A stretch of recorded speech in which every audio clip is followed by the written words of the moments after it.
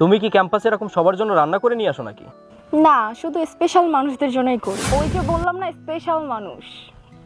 ও আচ্ছা, তুমি তো আমার জন্য অনেক কষ্ট করলে, তাহলে বলো আমি তোমার জন্য কি করতে পারি? না, আমার জন্য কিছু করতে হবে না।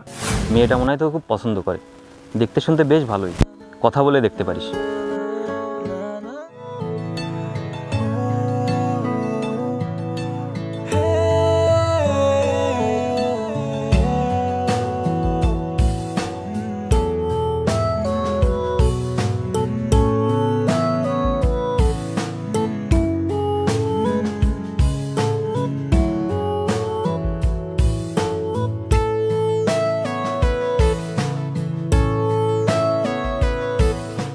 এই নিন, এটা রাখুন।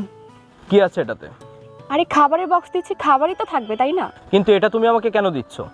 আরে এত প্রশ্ন কেন করছেন? রাখুন তো এটা। তুমি কি ক্যাম্পাসে এরকম সবার জন্য রান্না করে নিয়ে আসো নাকি? না, শুধু স্পেশাল মানুষদের জন্যই করি। আচ্ছা, এটা রাখুন তো, আমাকে যেতে হবে। আর আপনি তো আপনার অনেক বন্ধু বান্ধব নিয়ে ব্যস্তই থাকেন।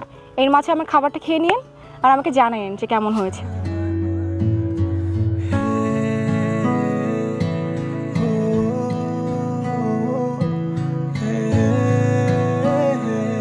দোস্ত, মেয়েটা মনে হয় তোকে খুব পছন্দ করে, দেখতে শুনতে বেশ ভালোই, কথা বলে দেখতে পারিস।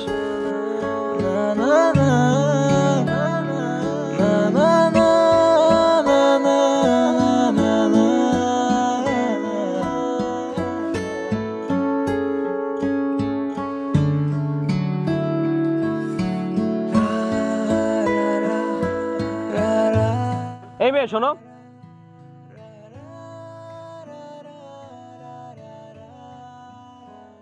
জি বলুন। তোমার খাবারটা অনেক টেস্টি ছিল, থ্যাংক ইউ।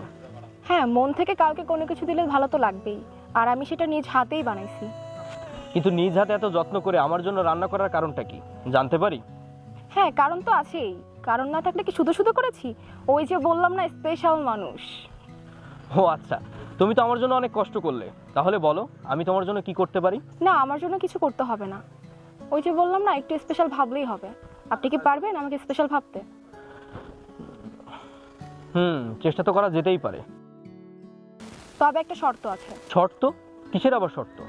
শর্ত হচ্ছে, ফার্স্টে আপনার এই বখাটে লুকটা চেঞ্জ করতে হবে, তারপর শুধু আমাকেই ভালোবাসতে হবে। ভুলেও যদি অন্য কোনো মেয়ের দিকে তাকান, তাহলে বুঝতে তো পারছেন কি হবে। রাজি তো? হ্যাঁ রাজি। ওকে, গুড বয়। গার্লফ্রেন্ডকে কিভাবে প্রপোজ করতে হবে সেটাকে আপনাকে শিখিয়ে দেবো।